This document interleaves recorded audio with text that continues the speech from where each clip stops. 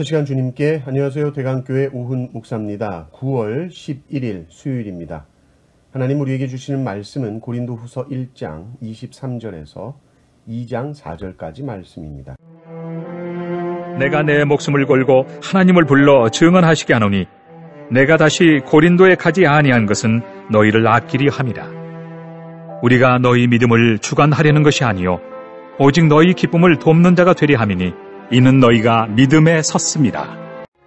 내가 다시는 너희에게 근심 중에 나아가지 아니하기로 스스로 결심하였노니 내가 너희를 근심하게 한다면 내가 근심하게 한 자밖에 나를 기쁘게 할 자가 누구냐. 내가 이같이 쓴 것은 내가 갈 때 마땅히 나를 기쁘게 할 자로부터 도리어 근심을 얻을까 염려하며 또 너희 모두에 대한 나의 기쁨이 너희 모두의 기쁨인 줄 확신함이로라.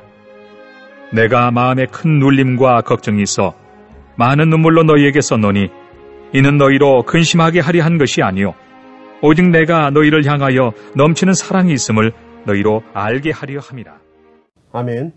고린도 교회 안에는 사도 바울을 사도로 인정하지 않고 바울을 반대하는 적대자들이 있었습니다. 또 고린도 안에는 많은 문제들이 있었죠. 그 중에 특별히 음행의 문제가 있었습니다. 이때 사도 바울이 아주 강한 어조로 책망하면서 편지를 씁니다.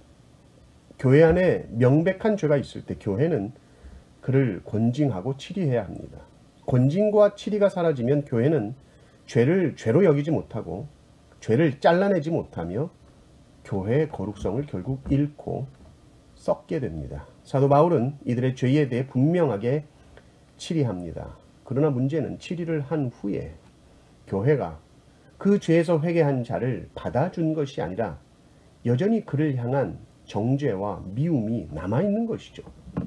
회개한 성도들을 향하여 성도들이 사랑의 태도를 보여주지 못합니다. 그로 인해서 바울이 아주 마음이 괴로운 상황 가운데 있습니다.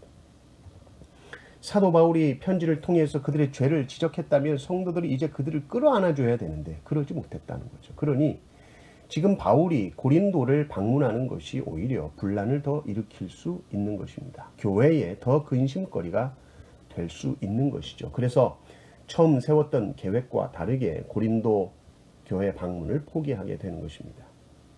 그러니까 바울이 모든 일을 진행하는 것은 바울 자신의 문제가 아니라 성도들을 위하여서 교회 평안을 위하여서 이렇게 하고 있는 것이죠. 23절을 보십시오. 내가 내 목숨을 걸고 하나님을 불러 증언하시게 하노니 내가 다시 고린도에 가지 아니한 것은 너희를 아끼려 함이라.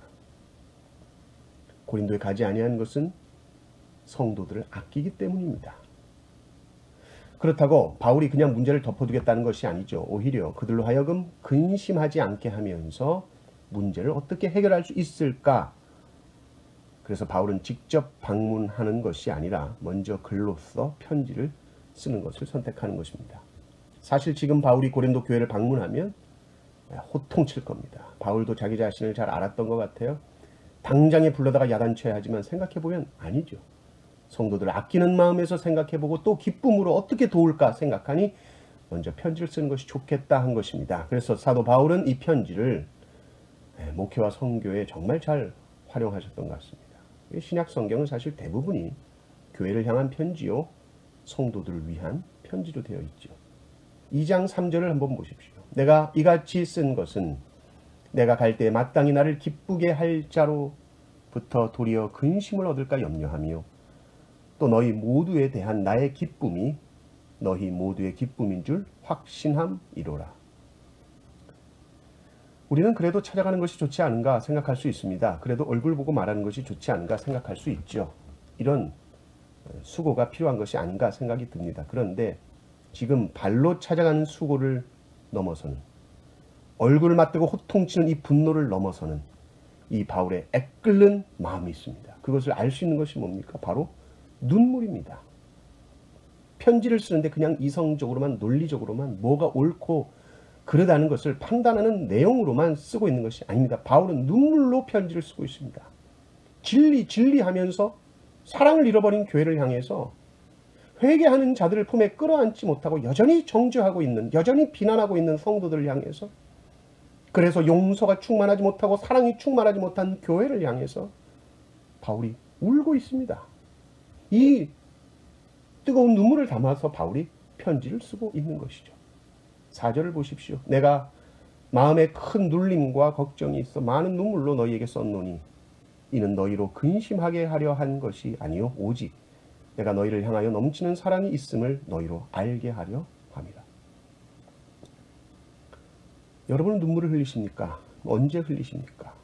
누구를 위해 흘리십니까? 우리에게 눈물이 있습니까? 가정을 위해 눈물을 흘리십니까? 교회를 위해 눈물을 흘리십니까? 현대 그리스도인들이 잃어버린 것 중에 정말 소중한 것이 바로 이 눈물이 아닐까요? 연약한 성도들을 보며 흘린 눈물이 있습니까? 다음 세대 아이들을 생각하며 웁니까? 그 아이들의 가정을 생각하면서 가슴 아파합니까? 지혜롭고 똑똑한 사람들은 점점 많아져 가지만 지체들을 하나로 묶을 수 있는 따뜻한 마음, 뜨거운 사랑, 뜨거운 눈물, 이것이 있어야 교회가 녹고 교회가 녹아야 하나가 됩니다. 우리는 서로를 생각하며 서로가 서로를 위해 울 수 있어야 됩니다. 왜 우는가? 더 사랑하기 위해서 우는 겁니다. 또 더 사랑하기로 다짐하면서 우는 것입니다. 이 눈물이 우리 기도 중에 충만하시길 주님의 이름으로 축원합니다. 아멘.